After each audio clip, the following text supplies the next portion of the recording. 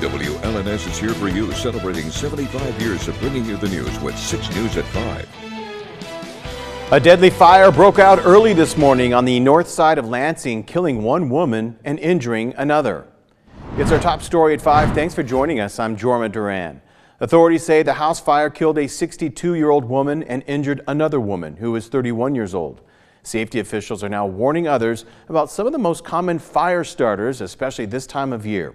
6 News reporter Zach Prees joins us now live in the studio with everything we need to know about the fire as well as tips for staying safe. Good afternoon, Zach.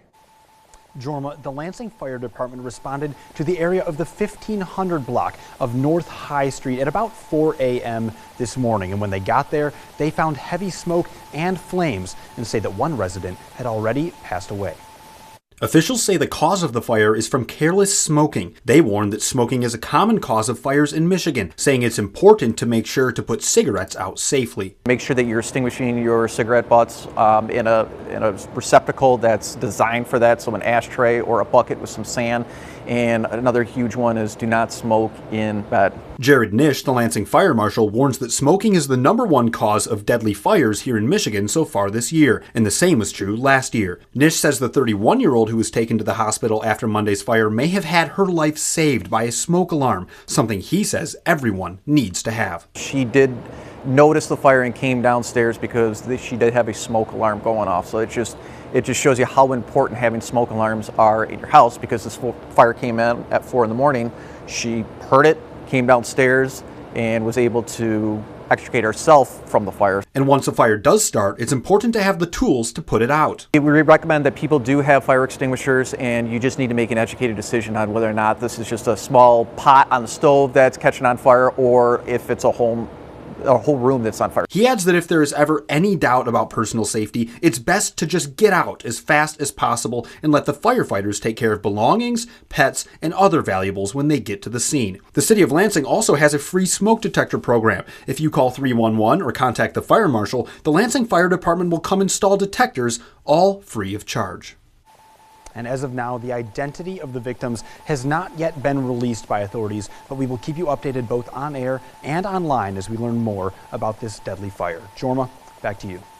Zach, thank you very much. 2 Detroit men have now been charged by the FBI with terrorism-related crimes after federal authorities made arrests and seized a cache of weapons last week in a storage unit and at another location.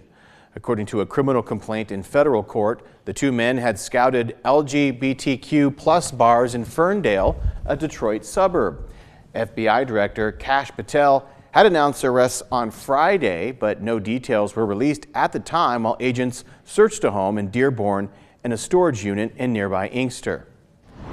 The Trump administration said this afternoon that SNAP benefits will be partially funded after 2 judges ruled on Friday that the food assistance payments must continue despite the government shutdown. Erica Brown has the latest from Capitol Hill. The Trump administration said Monday it will use a contingency fund to partially pay out SNAP benefits this month after rulings from 2 federal judges. It cost over $9 billion to fund SNAP for a month, and we only have, I think it's $5.2 billion in the contingency fund.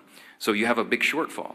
The ongoing government shutdown caused a funding lapse, affecting more than 40 million Americans who rely on the food assistance program, including cancer patient Michelle Lockhart. It's not just myself, it's others in the community, others like me, people that are no longer able to work, and without the SNAP benefits, we're unable to put food on the table. The deadlock is also causing major disruptions at airports across the country. What can you do about it? We're just in a spot where we have to wait.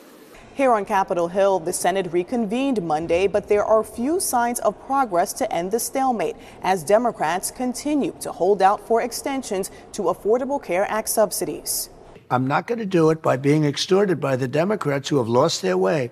In a 60 Minutes interview with Norah O'Donnell, President Trump made it clear he won't negotiate with Democrats until after the government reopens. Your plan is to tell the Democrats to vote to end the shutdown. Correct. Very simple. And that you will put forward a health care plan? No, we will work on fixing the bad health care that we have right now. We have terrible health care at too expensive for the people. The shutdown is expected to become the longest ever Tuesday night. Erica Brown, CBS News, Capitol Hill.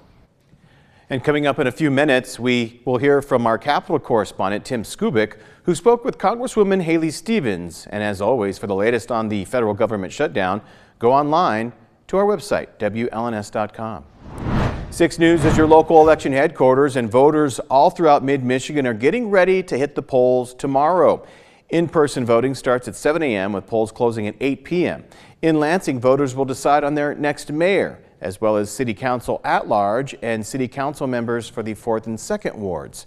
There's also a charter proposal on the ballot and a Waverly Community Schools sinking fund millage renewal.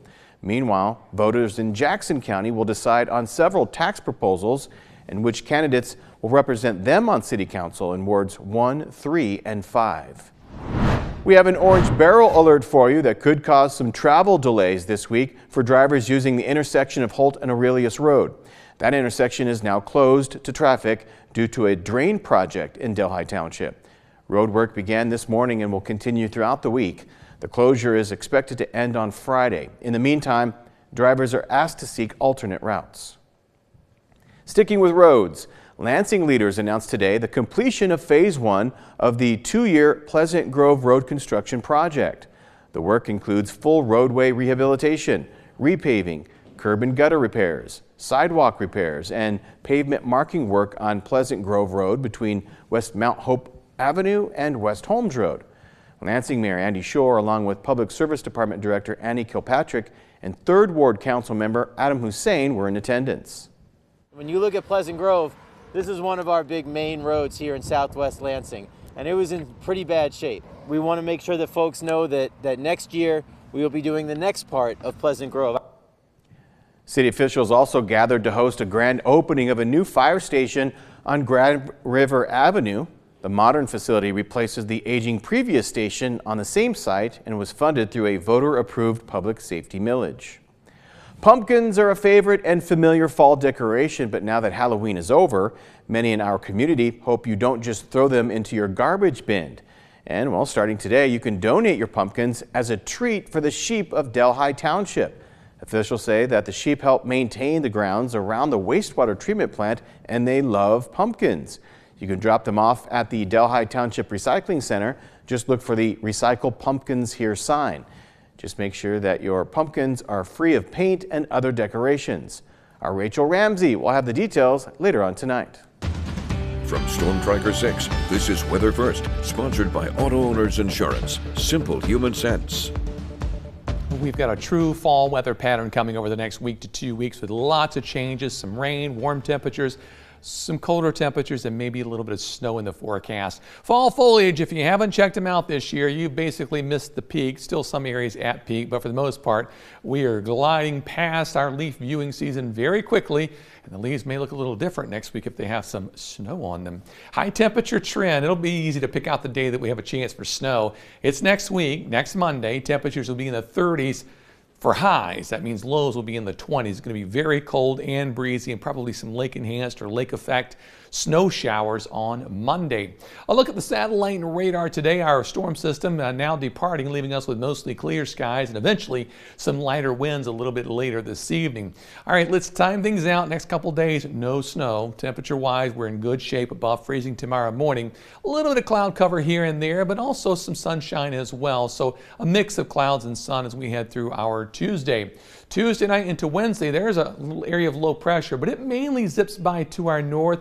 It's close enough, though, I feel like we've got to mention the chance for a couple showers out there, maybe early or mid-afternoon, but it'll begin to depart as we head into Wednesday evening. So this will be really a minor player in our weather overall, just kind of reinforce some cooler air to our north. Temperatures this afternoon, 54 in St. John, same in Charlotte, 54 currently in Mason, same thing in Jackson. Very pleasant overall. Skyview Network, we have cleared out nicely. Temperature 54 degrees, west winds at 7. Peak wind today 24 for St. John's, but some other areas were a lot higher. Wind gust on the Capitol Cam was up to 37 miles per hour, and it's still quite breezy. West winds at 18. Current temperature down to 53 degrees. Beautiful sunset in Grand Ledge. Temperature-wise, we're sitting in the 50s, while in Jackson, mostly clear skies. Our current temperature at 54, west winds at 15, and also a 37-mile-per-hour gust. Final stop in Hillsdale, crystal clear skies currently, temperature 53, humidity 42%, and our peak wind very close to 30 miles per hour. So from north to south, it was definitely a breezy afternoon. Tonight's forecast, look for a low temperature down to 34 degrees with mostly clear skies. Patchy frost is possible tonight. Tomorrow, kind of in and out of cloud cover. Temperature-wise, should be fine, though. We'll top out in the upper 50s. Winds not quite as strong as today, but they may occasionally gust a little over 20 miles per hour. The 6-day forecast, here we go. A few showers maybe Wednesday. Friday, showers return. Saturday's quiet, but a lot colder. Sunday, it's cold enough for rain, maybe mixed with a few snow showers. We're not anticipating any accumulation there. If everything comes to pass, on Monday there could be some light activity that accumulates. High temperatures in the upper 30s, a few leftover rain or snow showers Tuesday, and then quiet but cold the rest of next week with highs in the 40s. Yeah, I'm seeing the 20s for the first time. Just wait till you see what I've got down the road. The 6+6+6 day? Something like that.